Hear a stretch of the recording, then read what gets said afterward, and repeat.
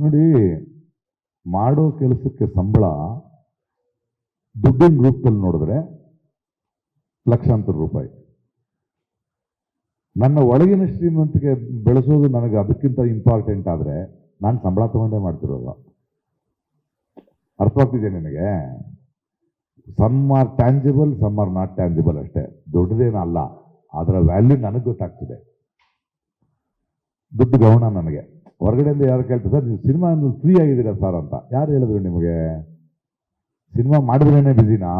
ರಂಗಭೂಮಿ ಮಾಡಿದ್ರು ಬ್ಯುಸಿ, ವ್ಯವಸಾಯ ಮಾಡಿದ್ರು ಬ್ಯುಸಿ, ಆತ್ಮೀಯರ ಜೊತೆ ಮಾತಾಡಿದ್ರು, ಸಂವಾದಗಳು, ಇಲ್ಲಿ ನಡೆಯುವ ಕಾನ್ವರ್ಸೇಷನ್ಗಳು ನೋಡಬೇಕು. ಕೃಷ್ಣಮೂರ್ತಿ ಅನ್ನೋರು ಬರ್ತಾರೆ, ವಿಜಯಮ್ಮ ಬರ್ತಾರೆ, ಕಿಶೋರ್ ಬರ್ತಾನೆ, ಅಚ್ಯುತ ಬರ್ತಾನೆ, ಕೃಪಾಕರ್ ಸೇನಾನಿ ಬರ್ತಾರೆ, ಸೈನ್ಸ್ ಬಗ್ಗೆ ಮಾತನಾಡಿಯುತ್ತೆ, ಇನ್ನೇನು ನಡೆಯುತ್ತೆ. Such an enriching thing.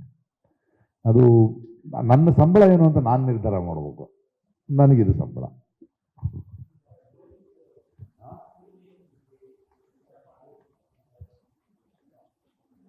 ಸ್ಫೂರ್ತಿ ಇಲ್ಲ. ಒಂದು ಸಮಸ್ಯೆಗೆ ಪರಿಹಾರ ಏನು ಅನ್ಕೊಂಡೆ, ಇದು ಕಾಣಿಸ್ತು, ಬ್ಲೈಂಡ್ ಮ್ಯಾಚ್ ಥರ ಶುರು ಮಾಡಿದೆ, ನಂಬಿದೆ, ಕರೆಕ್ಟಾಗಿ ಹೋಗ್ತಾ ಇದ್ದೀನಿ ಅನಿಸ್ತಾ ಇದೆ ಅಷ್ಟೇ. ಅಂದರೆ ಎಲ್ಲ ಟೈಮ್ನಲ್ಲೂ ಸ್ಫೂರ್ತಿ ಬೇಕಾಗಿಲ್ವಲ್ಲ. Sometimes you have to. ಇವಾಗ ನಾವು ಸುಮ್ಮನೆ ನಾವು ತೇಜಸ್ವಿ ಅಂತೀವಿ, ಲಂಕೇಶ್ ಮೇಷ್ಟ್ರು ಅಂತೀವಿ, ನಮ್ಮ ಗುರುಗಳು ಅಂತೀವಿ, ಅವ್ರ ವಯಸ್ಸು ನಮ್ಗೆ ಆಯ್ತಲ್ಲ. We have to behave ourselves ನಾವು. ಸೊ ಇದೊಂದು ವಿಶಿಷ್ಟವಾದ ಒಂದು ಪ್ರಯೋಗ ಮಾಡಬೇಕು.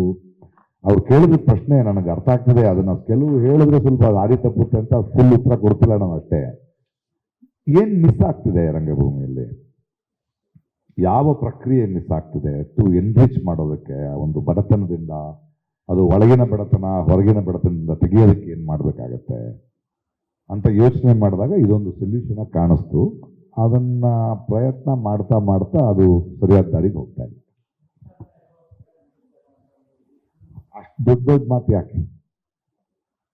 ಯಾರನ್ನ ಮುಂದಕ್ಕೆ ತರೋದು? ರೆಕ್ಕೆಗಳಿಗೆ ಶಕ್ತಿಯನ್ನು ಕೊಡೋದಷ್ಟೇ, ಹಾರೋದಿಗಂತ ಅವ್ರದ್ದು. Let them fly. Guarantee news, ಸುದ್ದಿ ಖಚಿತ, ನ್ಯಾಯ ನಿಶ್ಚಿತ.